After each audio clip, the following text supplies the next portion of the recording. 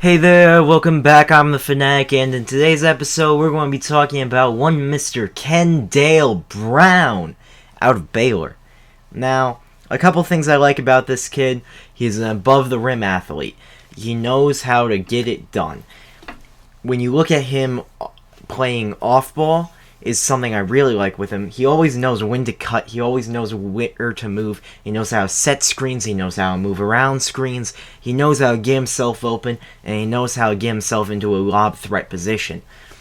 This is something I really enjoy because it's something that we've seen consistently able to produce points at all levels of basketball, not just the NBA and not just college.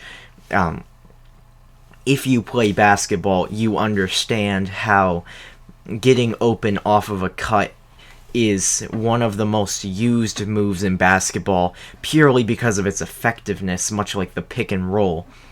You're not going to find anyone that's going to disagree with you that it's effective. Now, another thing I really like about him is he's a really good defender, but he's not exactly amazing. He has times when he has lapses there, which obviously concern me, but I feel like overall he's a good defender. I wouldn't call him amazing, but I'd call him a good defender. He's pretty good at getting steals, and he's pretty good with... He just knows a lot for a player his age, which I really like. You can obviously see on the offensive end with his ability to get open off screens and play off ball. But it applies on the defensive end too. If you watch him play defense, he clearly knows what he's doing. Which is really great for someone with the kind of athletic tools that he has. He's really fast for a player his size. He's about what I'd like out of the height and weight for a small forward, being at 6'8". Moving on to a couple more of the issues I have with him, though. I don't like his ball handling. I think that needs improved. It's not like he's a bad ball handler. It's just I'd like to see him be a lot better than he is. His shooting form, again, he's not a bad shooter. It's just we'd like to see it better. He's a real all-around guy, but he doesn't really specialize in any one thing. And despite this, his all-around skill set and versatility combined with his athleticism could be a very, very deadly combination in the future. I doubt he'll be a first star just looking at the way he plays right now, but he's a very high-end prospect. If he maybe develops his on-ball shoot ability a little more, if he goes from being a decent scorer off the dribble to being an elite scorer off the dribble, combined with his elite scoring off the ball, it starts to look like he could be an elite scorer in general, as an above-the-rim athlete, and then obviously developing that shot. He has the tools to make it happen, or at least he's developing the tools to make it happen. But for me right now, I just don't like that. It's not even that I don't like it. I respect him as a complimentary option. I think that it's perfectly fine for him to go into the NBA and be a role player on a championship team and be a solid contributor for 6 or 7 years. I think that is a win considering where he's projected to be, or where he's being slated to be picked right now in the top 10. Because something that a lot of people don't really keep in mind is like the average first overall pick, their career on average is Muggsy Bogues. Like, yeah. And when you look at that, if Muggsy Bogues is the average first overall pick, what are you expecting out of a guy that's projected to go 8th or 9th or 10th? It's not supposed to be amazing. It's supposed to be a solid role player. That's what you want.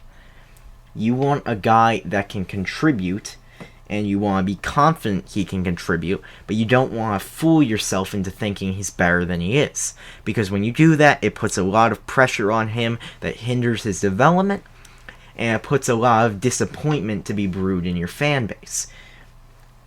Which is obviously a big thing where, like, again, with like what the Pistons did. where we thought Luke Kennard was going to come in and be like this huge player, which a lot of people thought, but at the same time, not really reasonable. Of course, Luke Kennard is a great player, but he's not an elite player. He is a solid NBA contributor, and if you can get a guy like Luke Kennard in a draft at like a 10th or 12th pick, then you need to accept the fact that this is a very good pick. This is a win. You accomplished what you want with that pick. And I feel like Brown qualifies for that. I feel like he can fill in that kind of void as a quality of player. Obviously, I don't feel like he's going to be anywhere near the same game as Luke Kennard, because Luke Kennard is a lot more one-faceted. Luke Kennard is an amazing shoot, amazing. I consider Luke Kennard to be one of the best shooters in the league. Is that a little controversial? Yes. But at the same time, if you're making a list of top 20 shooters, you're telling me you're going to leave Luke Kennard off of that? Exactly. Now, obviously, he's not one of the top 20 players, but that's an important distinction to make. There's a difference between being a good player and being a good shooter.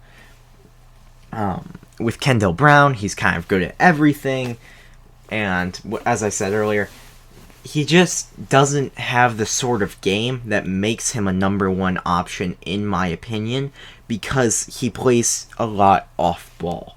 And when you're playing off-ball a lot, you don't have as many opportunities, you don't have the ball in your hands. You can still be a really good player, you can be a really solid scorer, defender, all that, but you're not going to be an all-NBA caliber player. You're not going to be this huge name. You're not going to be the first option on your team.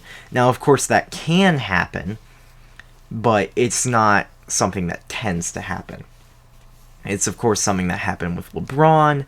It's something that happened... A better example even would be Klay Thompson.